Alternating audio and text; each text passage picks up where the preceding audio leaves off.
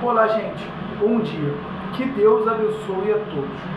Você sabia que você pode estar entoando falsos louvores a Deus, estar negando Deus constantemente, inconscientemente, e mesmo você entoando lindos louvores, prestando visualmente falando maravilhosos cultos, você ainda pode ir para o inferno? Eu te provo. A palavra de Deus diz que aquele que me negar diante dos homens será negado por mim diante de meu Pai. Para contextualizar o que eu estou falando, não estou aqui para ser o super crente, nem o super cristão, nem o total cristão. Eu estou aqui para trazer a palavra de Deus. E o que Deus me revela através desta palavra, eu tenho como obrigação, compromisso e com prazer trazer a você. Porque eis que eu estava morto e agora eu vivo. Graças a esse Deus, graças a esse Senhor, graças a esse Salvador. E a minha obrigação como discípulo é levar a mensagem dele a toda criatura. E se eu tenho o Espírito Santo, ele me dá a compreensão da verdade, eu tenho que trazer ela para você. Abra sua Bíblia no livro de João, no Evangelho do Apóstolo João, que é o Evangelho segundo o testemunho do Apóstolo João. Abra ele no capítulo 13, no versículo 36, no finalzinho, ali quando Pedro, é avisado pelo Senhor Jesus que ele vai negá-lo. Se você parar, esses 3 versículos aqui eu consigo compor um louvor. Eu gosto de fazer composições. Quando eu era do mundo, eu fiz muitas de pagode, essas coisas assim. Eu não consegui fazer uma gospel. Eu venho tentando, mas como eu tenho responsabilidade com a mensagem, quando se trata de um louvor, eu não consegui ainda chegar numa que eu creio que seja do agrado do Senhor, então não fiz ainda, mas eu gosto de composições. E aqui até me deu uma ideia de uma composição. No capítulo 13, no versículo 36, diz assim, o subtítulo, Pedro é avisado. A Bíblia que eu estou lendo é RA, tá? Perguntou-lhe Simão Pedro, Senhor, para onde vais? Respondeu Jesus, para onde vou? Não me pode seguir agora, mas mais tarde, porém, me seguirás. No 37, Pedro replica, Senhor, por que não posso seguir-te agora? Por ti darei a própria vida. E aí Jesus respondeu, darás a vida por mim? Em verdade te digo que jamais cantará o galo antes que me negue 3 vezes. Aí nós vamos lá no capítulo 18, no versículo 25, onde o subtítulo diz, de novo Pedro nega Jesus. Lá estava Simão Pedro, isso aqui já foi após Jesus ser levado pelos sacerdotes guardas para ser crucificado, julgado. Lá estava Simão Pedro, aguentando-se, aquentando-se. Perguntaram-lhe, és tu, porventura, um dos discípulos dele? Ele negou e disse, não sou.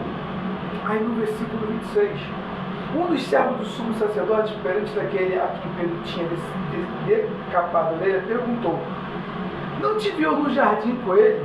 De novo Pedro negou. E no mesmo instante, cantou o galo. O que eu quero chamar aqui a atenção, gente, Jesus está voltando.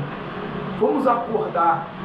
Tem um louvor, que é o Fogo Arderá, que é um louvor que eu acredito que ele tem uma mensagem poderosa. Ele tem uma mensagem transformadora, ele tem uma mensagem verdadeira, onde ele diz que o nosso louvor não seja apenas emoção, que as nossas lágrimas não sejam lágrimas vazias, que não adianta eu entoar grandes louvores a Deus com arranjos brilhantes e maravilhosos se eu não sou, por exemplo, uma música que agrada a Deus. O que é ser uma música? Que o andamento da minha vida, da minha postura não vinha a ser agradável a Deus. E nesse aqui, Pedro fala assim, Senhor, por ti darei a minha vida. E quantas vezes nós louvamos no culto esse louvor, Senhor, por ti eu morreria, Senhor, eu sou grato por tudo que o Senhor fez, o Senhor é maravilhoso, por ti eu dou a minha vida. E na primeira circunstância, na primeira dificuldade, a gente não alimenta o pobre, a gente não dá agasalho para o mais pobre, a gente aborrece o irmão, a gente não dá vida pelas ovelhas de Cristo. Jesus disse: ah, Pedro, tu não sabe nada. Antes que o galo cante, tu me negarás 3 vezes. E Pedro tinha acabado de dizer que morreria por ele. Quantas vezes nós negamos Jesus no nosso dia a dia? Ocultamos a nossa fé no trabalho para não perder o emprego. Ocultamos a nossa fé na rede social. Postamos fotos de sítio, de festas, de restaurantes, de reunião em família, mas não postamos nada da nossa vida com Deus. Eu prego, mas não posto o que eu prego. Não que eu queira aparecer, mas, gente, o mundo tem que ver Cristo em nós.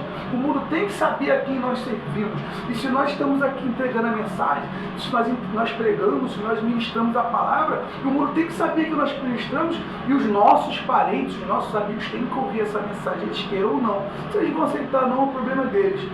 Mas o que a gente vê é muita gente que não prega, muita gente que não posta, que não coloca um versículo na sua rede social, no seu Instagram, no seu Facebook, no seu TikTok, seja onde for. Por conta de perder seguidores, eu já perdi. Antes de eu começar a postar os meus conteúdos no meu Facebook pessoal, eu tinha um envolvimento em stories aí de pelo menos 30, 40 pessoas nos stories. Minhas fotos de perfil, por exemplo, elas tinham curtidas de 30 pessoas, pelo menos 20, não que isso seja uma influência, mas que elas tinham um interesse em reagir ao que eu estava ali compartilhando. Quando eu postava as coisas da minha vida, que eu tinha um péssimo costume de ficar reclamando da vida, sabe, na internet, tinha muito envolvimento. Mas depois que eu passei a pregar a palavra de Deus, além de eu perder amigos, além de eu perder seguidores conhecidos, o engajamento da minha conta pessoal caiu bastante. Mas como até da pedra de Deus dá filhos de Abraão, meu TikTok, por exemplo, o principal de conteúdo está aí, ainda não é nenhum influencer, não é nenhum famoso, não, nem que eu queira isso, mas já tem uma boa quantidade de pessoas ali que curtem, que compartilham, que repostam, que gostam, do conteúdo, que é a palavra de Deus. E você vê muitas vezes pessoas que têm posição, cargo, responsabilidades ministeriais e postam de tudo nas suas redes sociais, mas não postam a palavra de Deus por medo e por vergonha. Se tem comércio é por medo de perder cliente, se tem muitos amigos é medo de perder amigo, se tem muitos seguidores análogos ao Evangelho, com medo de perder seguidores, porque o ímpio não gosta da palavra. Então, por medo de perder seguidores, como a desculpa é de que eu não misturo trabalho com religião. Mas Cristo não é uma religião.